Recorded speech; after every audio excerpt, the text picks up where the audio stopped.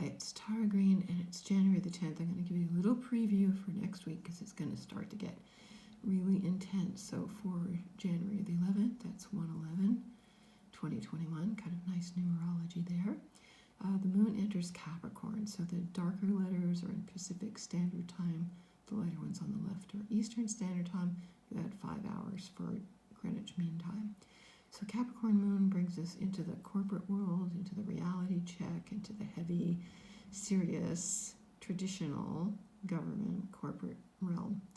Apparently they might try to impeach Trump again on Monday. We'll have to see how that one goes. Now, there's a number of aspects here today. So you can see the moon trines Mars and Taurus. So we're in for some pretty earthy energy these days with Mars and Taurus. And Mars is in Venus's sign, so considered to be not at his best. But, you know, those are old sexist astrology things in a way we would think of it as, you know, Mars kind of relaxing in Venus's pad and Mars allowing his warrior armor to be let down. So this kind of gets ahead to the business at hand because Mars is still energy, action, you know, moving ahead, taking risks, okay? But stubbornness, of course, too, but good for Virgo as well. Now, Mercury has just conjunct Saturn on the 10th, and it's conjuncting Jupiter in Aquarius. So again, it's very high-flying. Everybody's thinking about the internet, tech stocks, Bitcoin, of course. Everybody's out there. Everybody's thinking about the future. Everybody's finding it, I think, scrambling to figure out what the hell is going on right now.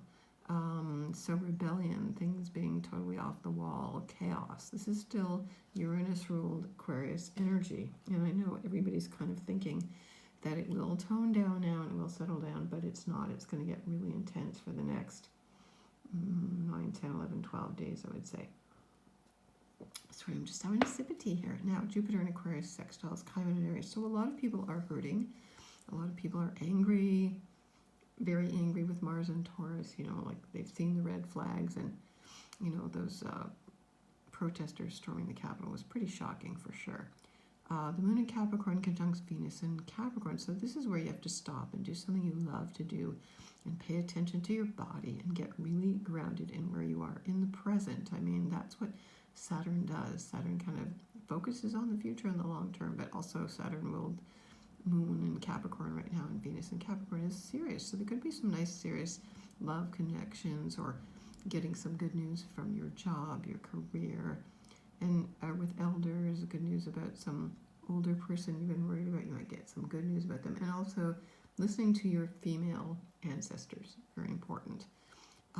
Then Capricorn moon squares Chiron and Aries again. So this is the harder aspect of Chiron. Again, things have maybe been sort of okay and easy and floating because Jupiter or Mercury makes people feel very positive, very optimistic, and then Chiron and Aries is a little bit hard-edged, defensive, again, wounding, wanting instant healing.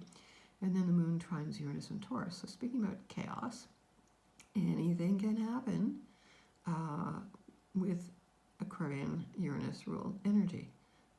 So again, even though it's Jupiter and Saturn, we're really dealing with Saturn and Uranus as the rulers of Aquarius here. Jupiter's, you know, of course, expanding all that Aquarian energy. So again, good for earth signs, good for taking some risks, good for changing your image, redecorating, doing anything different, trying something new, okay? Good for innovation, let's put it that way. Now, there is a new moon on the 12th. That's in Pacific time, very late in Pacific time, just before midnight. And the new moon is on the 13th. So Mercury squares Uranus. That's the start on the 12th. You can see that on the lower aspect here. Mercury squaring Uranus and Taurus. Again, the ideas, the challenge to the old order, the revolution, you know, all of this political stuff that's going on, big change, people wanting to move ahead, people wanting to keep things the same. The more it stays the same, the more different it is, the more it stays the same.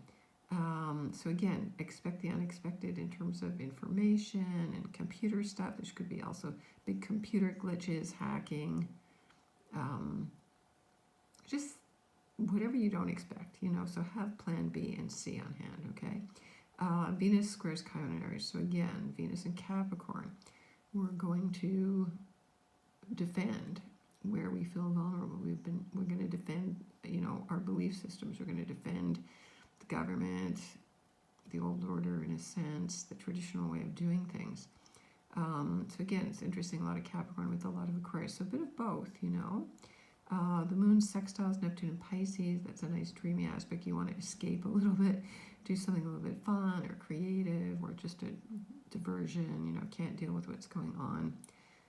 The moon conjuncts the sun there. You can see at 9 p.m. That's Pacific Standard Time, and the moon is at 23 degrees Capricorn, exactly conjunct Pluto. Now, this is only 1 degree away from where this meeting, the Saturn-Pluto meeting, happened exactly on the same day only 1 year ago, and that did, for my mind, trigger COVID-19, even though there's, you know, stories that it began in China earlier than that, but really this was the big trigger.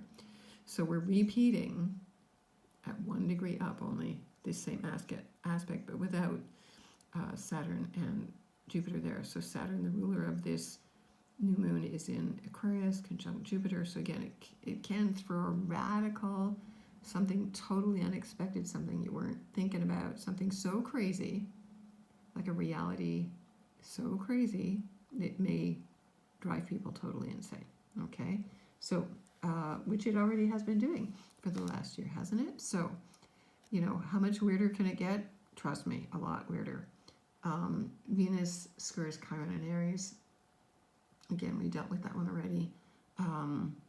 Yeah, armoring, de-armoring, you know, all of that stuff. Okay, the moon, exactly, you can see here, conjuncts Pluto at 11:22 p.m. Interesting time there, that master numbers. Again, that's in Pacific time. Now, the aspects during the new moon. So the new moon happens exactly at the witching hour at midnight on the 13th in Eastern Standard Time. Moon conjuncts Pluto, you can see that. Mars is squaring Saturn. So this is one of the most difficult battle cry aspects. Mars and Taurus, you know, it's like a raging bull ready to attack the bull markets. You know, Saturn rules the bull markets and everything's off the map, crazy, going sky high, going literally out of bounds, going all over the place.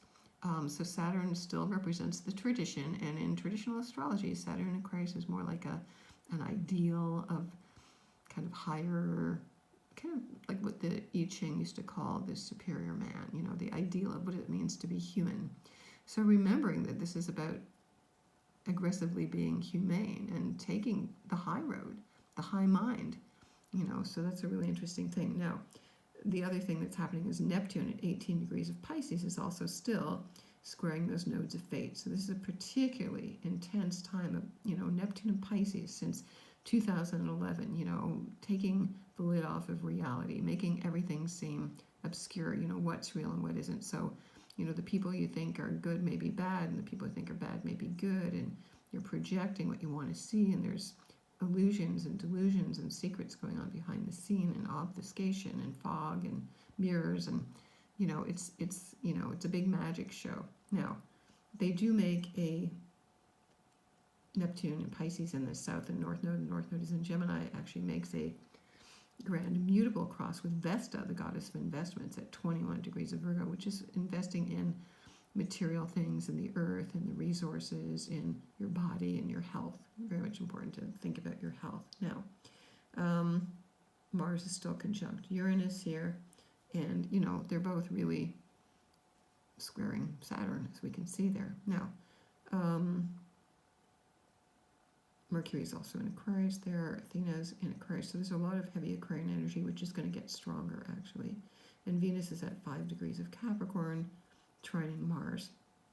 Lilith is still connected to Uranus, and of course the Sun and the Moon and Pluto are still in square to Eris at 23 degrees Aries, the goddess of discord, who threw the apple of discord at the three goddesses, which eventually started the Trojan War. So, you know, they're all about mythical archetypal cycles, and we're entering that one right now, and that's what the language of astrology is all about. So, the moon enters Aquarius at 11:44 a.m. That's Eastern Standard Time. The moon conjunct Saturn in Aquarius. Again, sort of holds our emotions into place. Moon squares Mars and Taurus. Again, sort of repeat of all these aspects. Venus trines Uranus and Taurus. Again, market might be very crazy, chaotic. This is danger of also flights going down. We just saw one going down, earthquakes, you know, all of that stuff. Just the whole earth is shaken, let's put it that way. Aquarius, Moon, sextiles Chiron and Aries. So all of these aspects are repeating, conjunct Jupiter and squaring Uranus and Taurus. So the same aspects over and over and over again repeated. So it's kind of like, if you don't get the lesson the first time, the universe, just like a bad dream, is going to hit you over the head with it. Now, the other thing is Uranus is at its really most strongest because it is retrograde, but it's about to turn direct, which it does on the 14th at 3:36 a.m. That's Eastern Standard Time. Okay, now Uranus has been retrograde since last spring, like all retrograde planets do, and so Uranus turns direct at, what can we see here? Uranus turns direct at 6 degrees Taurus. Okay, 6 degrees Taurus. So this will again make things start to move ahead a little bit more direct, a little more clear. The real Aquarian energy can sort of begin to step in now. And then the moon conjuncts Mercury in Aquarius on the 14th, and the sun conjuncts Pluto on the 14th, which is, again, big power, political power, corporate power, the noose tightening on whoever, you know, Pluto is whoever's owning the most power. Whoever has the most power is going to wield it, right? This is power, secret powers, cabals. You know, it's going to be a very, very wild ride, okay? So I'm just going to leave you with that. So that's taking us from the 11th to the 14th. If you want to get in touch with me, I'm at tarot.com, my website. Please subscribe to me here on YouTube. Follow me on my blog at infinitynow.wordpress.com. You know, this new moon is especially powerful for those born in that, at those degrees. Anybody born in that last decan of Capricorn into the first few days of Aquarius is going to feel this the most, okay? So be prepared for really crazy energies here. I'm on Twitter, I'm on Instagram, and sending you many blessings. Thank you.